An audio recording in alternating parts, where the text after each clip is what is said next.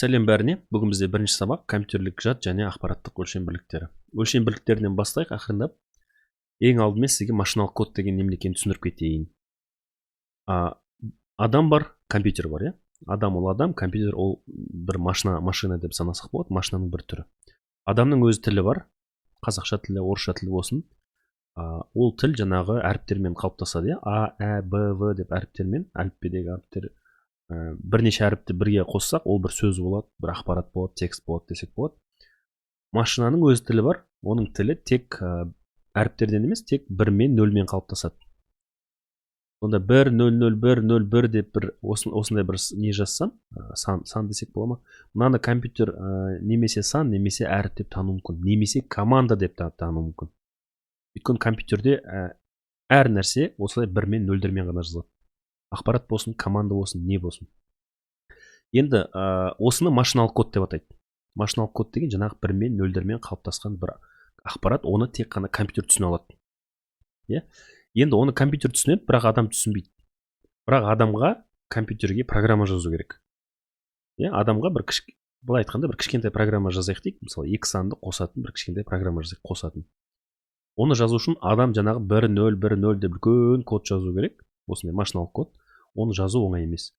Сол үшін жаңағы бағдарламалау тілдері қалыптасқан. Демек, адам оның Python өткенде нақты айтып берем тағы да бір. Мысал, адам 2 санды қосу үшін жай мысал 5 плюс жаңағы айнымалы құрады, int x тең 5 деген секілді. Қорықпаңыздар, мына тақырыпты өтеміз. Pythonға келгенде мен жай айтып жатырмын. Жаңағы sum деген функцияларды қолдану мүмкін, plus деген функциялар болуы мүмкін бір тілдерде мысалы, солар жай сөзбен, ағылшынша сөзбен жазады адам мысалы, бір бағдарламалау тілінде, мысалы C++ десек болады. Sum деу мүмкін, или былай кәдімгідей 5 плюс 2 деп жазады сандармен. Адамға ыңғайлы ағылшын тілінде жай өзіне ыңғайлы бір танымал тілде жазады.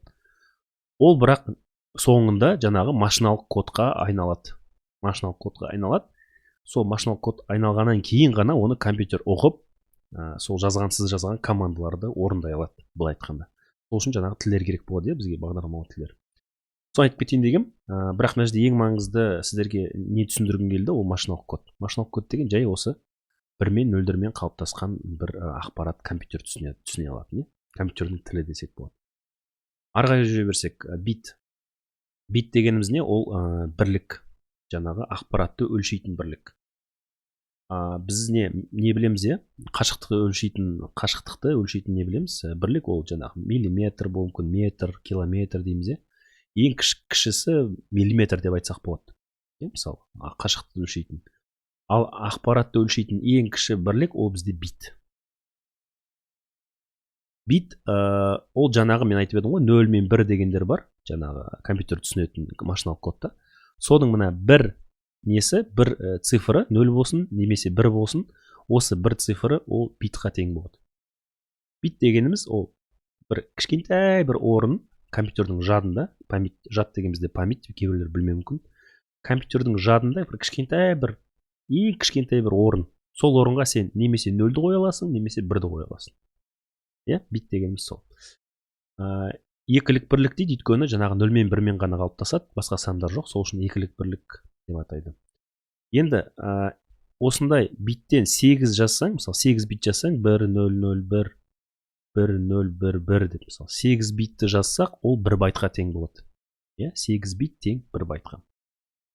Оны да білеміз деп ойлаймын, бірақ бір айтып кету керекпін. Және бір символ, қазір былай санасаңыздар болады, бірақ содан кейін кодировка өткенде нақтылап айтам. Бір символ, бір әріп, мысалы әліппенің, алфавиттің бір әрібі 1 байтқа тең деп санай берсеңіздер болады. 1 байт, мысалы нан деген сөз 3 байтқа тең болады деп санай берсеңіздер болады, қазіргі уақытқа. Символ кез келген әріп болуы мүмкін, жаңағы тыныс белгісі болуы мүмкін, сан болуы мүмкін, пробел дейме, бәрі әрбір не ол символ болып саналады. И әр символ 1 байтқа тең болады деп осы жерде жаттап алайық деген. Ары қарай жүрейік.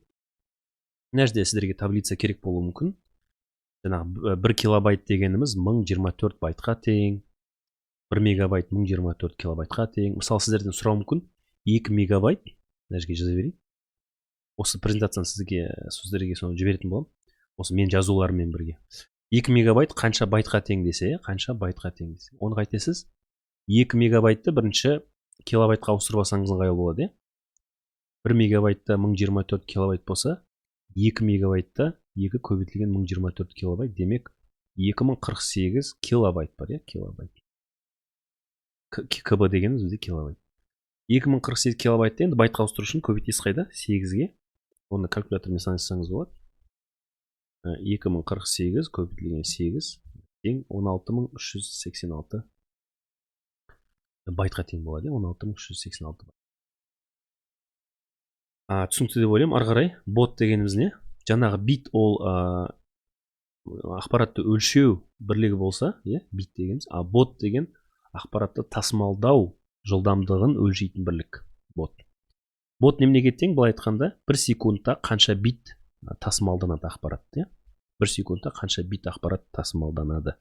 Мына жерде бір кішкентай есеп дайындап қойдым, соны шығарып тастайық. Сонымен осы бейне сабақты бітірсек.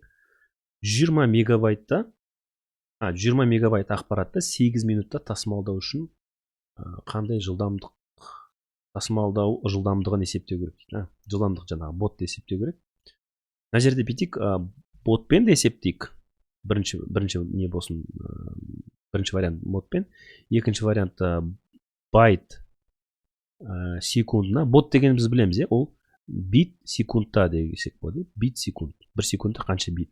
Одан кейін оны неге екінші вариантқа былай не дейік? 1 секундта қанша байт өтеді и 1 секундта қанша килобайт өтеді. Осы 3 ненмен көрсетейік.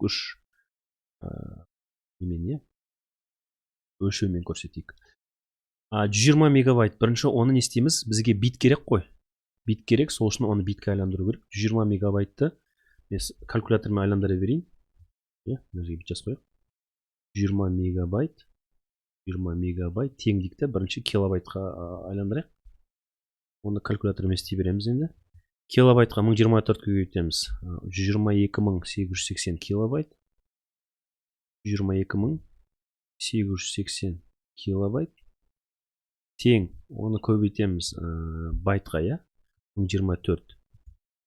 Бұл вообще 125 829 үлкен есеп алып алдым ғой, 120 байтқа тең болады, байтқа. Ол қанша битке тең болады? 1 байтта қанша бит бар? 8 бит бар. Демек, битқа айландыру үшін еще көбейтеміз оны 8-ге. Осынша дегенде миллиард жасық ерінбей 006 006 632 960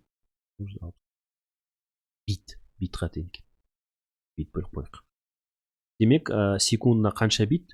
Бірақ мына жерде бізде 8 минут. 8 минутты секундқа айландырсақ, 8 минут көбейтілген қанша секундқа? Әр минутта 60 секунд бар, 480. Демек, миллиард 006 632 960 бит бөлінген 480 ба? Секунд. Мынаны бөле салсаңыздар болады, мысалы, бөле салайық, ладно, ерінбей. 1006 632 960 дұрыс па? Бөлеміз 480-ге 2 миллион 97 мың 152 бит в секунду. Бит бөлінген секунд болады. Демек, осынша бот болады. Жауап 2 миллион 97 мың 152 бот болады, немесе бит бөлінген секунд. Екеуі бір нәрсе. Енді байт бөлінген секундқа айландыру үшін мынаны бірінші неге бөліп алу керек, мынау бит секунд. Битик мынаны бірінші 1024-ке бөлейік, содан кейін жаңағы секундқа бөлетін боламыз. 1006 или былай да бөліп беруге болады, ладно, былай көрсетейін сіздерге нақты. 632 960 бөлеміз 1024-ке. Жоқ. Бөлеміз 8-ге бірінші. Біз битті байтқа айландырып алайық. Осынша байт болды, бізде 128 байт. Осыны бөлсек 480-ге қанша? 262.144 байт бөлінген секунд болады. Біз бірінші байтқа келтіріп алдық та, бірақ 480 секундқа бөлдік, сол үшін осынша байт секунд шығып жатыр. Дұрыс па? Мына жауап болады. Енді килобайт секундқа бөлу үшін, міне килобайт бізде дайын екен, 122.000 880 килобайтты бөлеміз мысалы жаңағы 480-ге секунд керек болса 250 килобайт секундына, тасымалдау жылдамдығы 256 килобайт бір секундта. Міне осындай 3 жауаппен көрсетейін дегенім ғой. Бір-біріне бүйтіп айландырып килобайтты мегабайтқа, байтқа, битқа деп. Осы бүгінгі сабақ бітті. Келесі сабақта сіздерді күтемін. Қолдап қойыңыздар, лайкпен пікірлеріңізді жазып. Үлкен сау болыңыздар.